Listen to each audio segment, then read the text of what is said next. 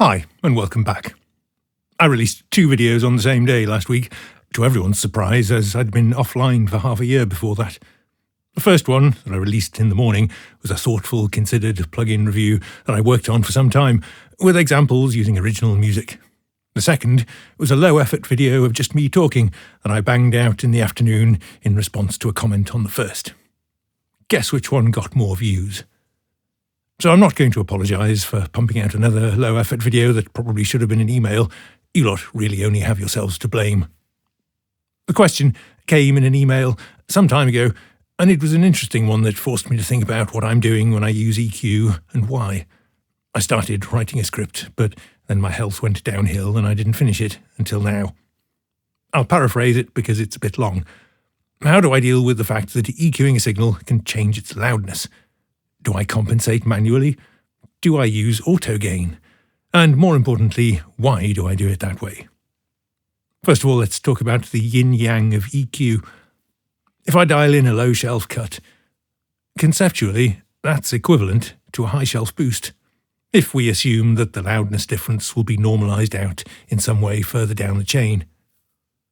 If I explicitly boost the gain in the EQ, this is literally now a high shelf boost. Similarly, here's a broad and gentle mid-range cut. Except when I compensate the gain, it becomes a smiley face, as if I boosted low and high shelves. In a mastering context, we can conclude that a broad and gentle mid-range cut is in fact the same as a smiley face shelving boost, because if the gain difference isn't compensated explicitly in the EQ plugin, it will be compensated downstream instead, perhaps with a bit more limiter gain. If you have auto gain turned on, therefore, you're not actually getting what you dial in. If you boost the high frequencies, the EQ will actually cut the lows as well.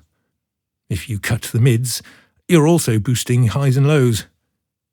This doesn't really matter in a mastering context. The gain difference will be normalized at the limiter stage, if not before, but it does affect the experience of using the EQ.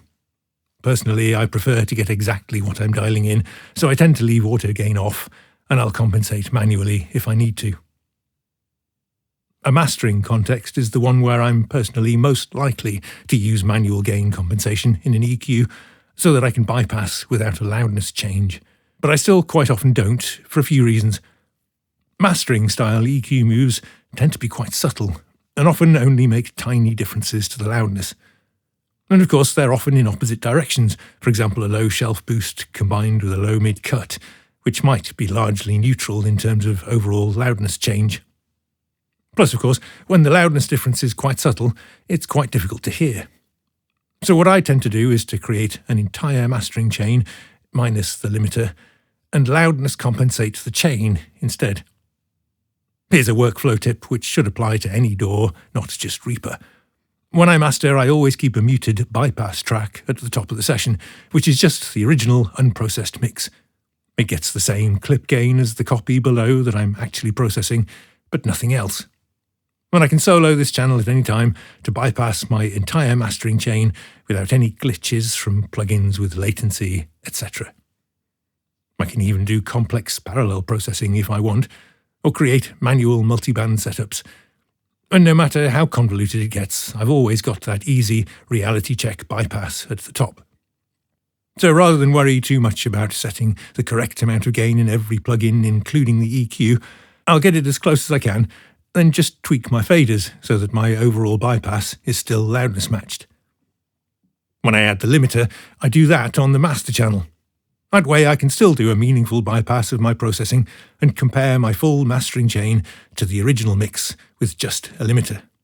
So in a mastering context, I'm going to say the total gain of the overall chain is more important than any one element of it like EQ. What about mixing though? First of all, let's agree that the most important aspect of a mix, even more fundamental than EQ, is the balance. I've said this before, but it bears repeating. When Tom Dowd invented the linear faders that we all now take for granted, he configured them the other way around. You pulled them towards you to make the signal louder and pushed them away to make it quieter. Because loud means up front in the foreground of the mix, and quiet means off in the background. And honestly, maybe we should have kept them that way around. I suppose that doesn't work so well with a picture of a console on a vertical monitor display. Anyway, there aren't many hard and fast rules in mixing, but I suggest one of them should be set the balance as well as you can before you do anything else.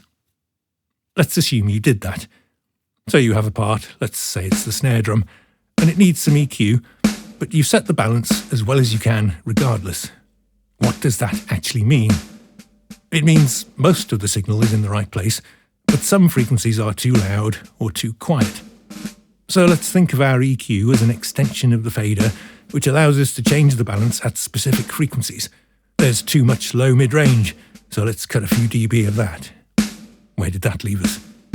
If the low fundamental was at the correct level before you EQ'd it, it's still at the correct level now. If the upper mid-range snap was correct before you cut the low mid, it's still correct now.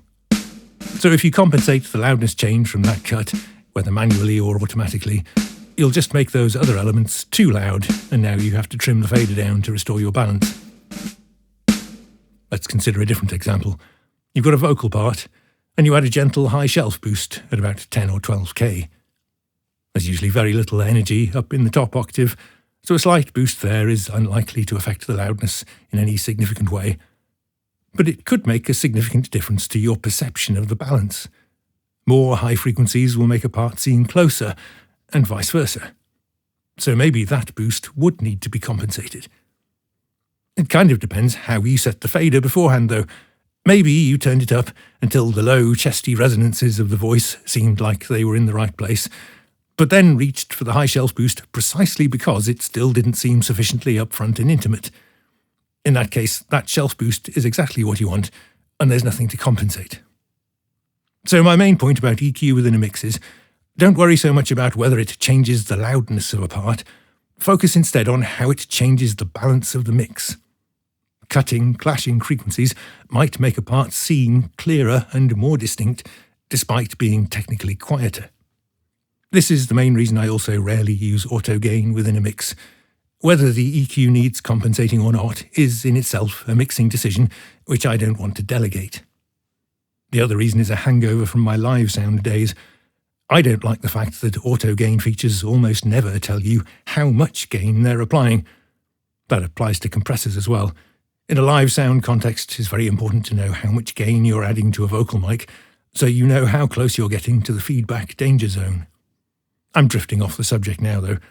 I think this all really falls into place if you follow the golden rule, which I don't actually think I've emphasised enough on this channel so far. The golden rule applies generally to all processing, not just EQ, and it's very simple. Always know why. If you know why you're loading that plugin, in other words, what you're trying to achieve with it, you can judge how well you've managed that. And in the case of EQ, it will probably then be obvious whether your settings require gain compensation or not. Okay, that's all. Thanks for watching.